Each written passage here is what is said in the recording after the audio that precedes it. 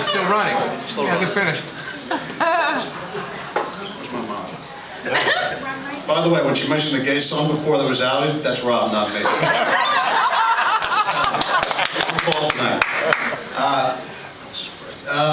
So, I ran the New York Marathon recently, and there's no joke there, I just, since you asked. And it's funny because people always do, and I can't figure out how they knew, that I ran it. And, I know I look like a world-class runner, slim, streamlined, African, and also I haven't taken this off for 6 months. It serves as a reminder of the experience, and to never do something so fucking stupid again.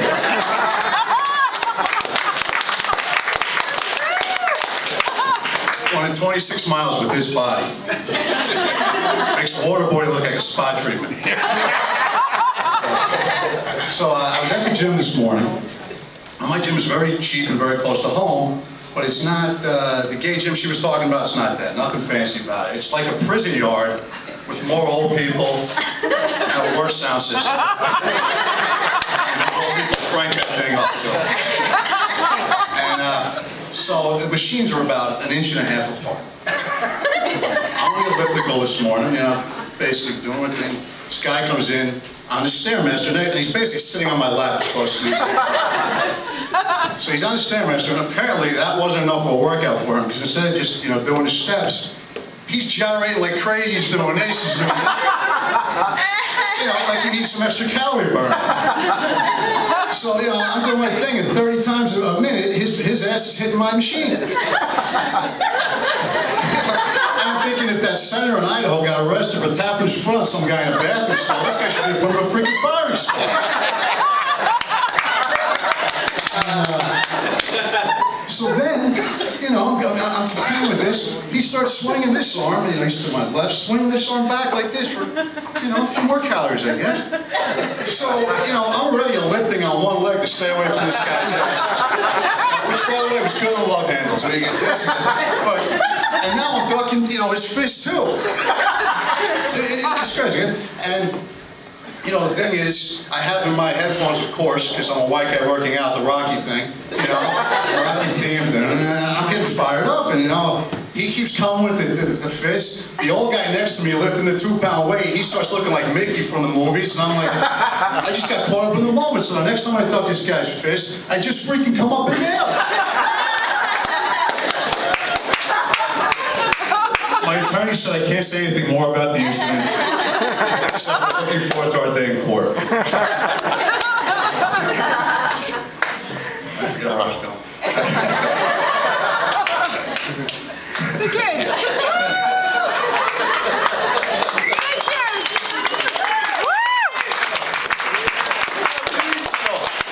I really hope that, it doesn't result in a jail sentence, because in the movies the food looks awful.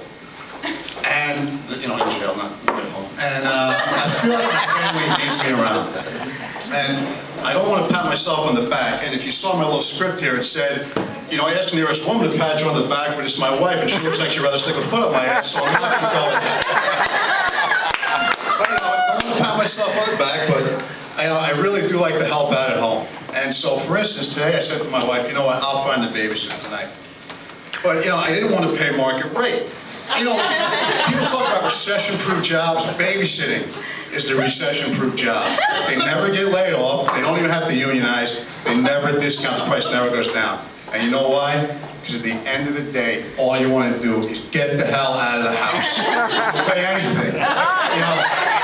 Heart surgeons, whatever. I can wait on that. I just want to go to the movies and dinner with these little bastards. So I didn't get paid for whatever an hour, so I went on badparents.com, which you know, and there was this big banner ad. It was Priceline for babysitting. So I throw in my price, which, all right, it wasn't too bad. They come back, they say, at that rate, we have some people for you, but they're all ex-cons. One of them, in fact, was just released today for good behavior. What else do I need to know? Good behavior, all right, sign them up. So everything's all set up. Calls me on the way. He says he'll be there soon, but first he has to stop off at the bank. I'm thinking, this guy's so responsible. Get the ATM card ready. About an hour later, he calls and says he can't make it. And by the way, I'm his one phone call. Make adjustments. I asked, one of my kid's dad's friends, to watch the kids. And that is why my wife has been over there. She was shaking uncontrollably, but then she started doing the triple fist vodkas with the vodka chaser. And I see you all have your drinks because 4 waitresses were over here. That's how it works. I was seeing 4 waitresses. Because, let's face it, compared to moms, dads suck. Even the best dad in the world, if he was rated on the mom scale, would be, basically a war of child's, pretty shitty, And it's like the panel of judges would rate me, like maybe a little ahead of Aqua Mom, just because I haven't had any kids with her. And way below that Texas cheerleader mom, they made a Lifetime movie about they tried to kill, her daughter's rival so she'd get a spot on the team. A judge like, that's dedication. What have you done for your kid lately? I'm like, I supersized a Happy Meal last week. So, the good thing is, there are some really shitty dads out there that just keep lowering the bar and making us all look not so bad. Thank you for that. So, I don't know if you guys saw a few weeks ago at the South Street Seaport. There's this dad, and his kid fell in the water, and this hero rescued her. Now, all dads who saw this in the paper thought, the same exact thing. Oh my God, I'm glad I wasn't that schmuck. And all moms thought the same thing too. Oh my God, how was my husband not that schmuck? How was that not happening to him? And then they went right online and bought life jackets for all their kids to put under their clothes anytime the dad is with them. And, his dad thought it was just they were getting bloated from the holidays, so we're none the wiser. So the kid falls in the water, and the dad, told the newspaper, I went right in after her, or, I was ready to go, and so I emptied my pockets. He emptied his pockets, it's like, she's 2 years old, it's like, I know, your cell phone doesn't work as well when it's wet. My son throws his mind in the toilet, twice a week. Now when I get sick, an electric jolt goes through my head, and I forget my ball.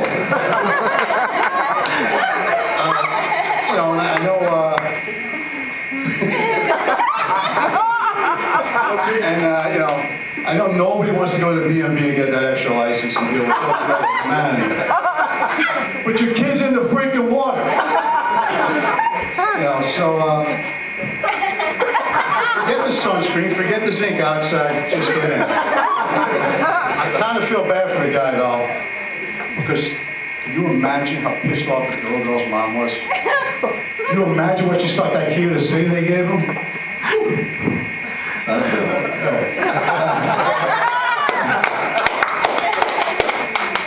So, my wife, she watches these pregnancy shows, speaking of kids in water, nonstop, and on the Learning Channel, which is a great name, because it's like all the other 802 channels you have don't teach you shit. Watch this one. That should be this one.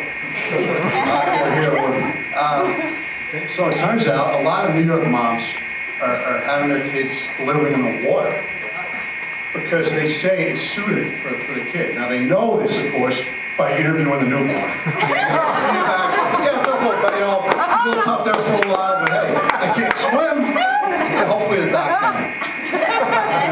It's a little different when I was a kid. My mom was a heavy smoker, and when she had me, she added a pack a day to the regimen. Because it was soothing, like the kids in the water. And so she was telling the doc, she was having more trouble with my movement. I was just convulsing from the smoke, and fresh air. So he said, have the occasional glass of wine. Occasional, my mom is frequent, very frequent. And you know, it was like a 9-month Survivor episode in that. Getting the hell out of there on delivery day, that was truly. But I was dying for a smoke. I got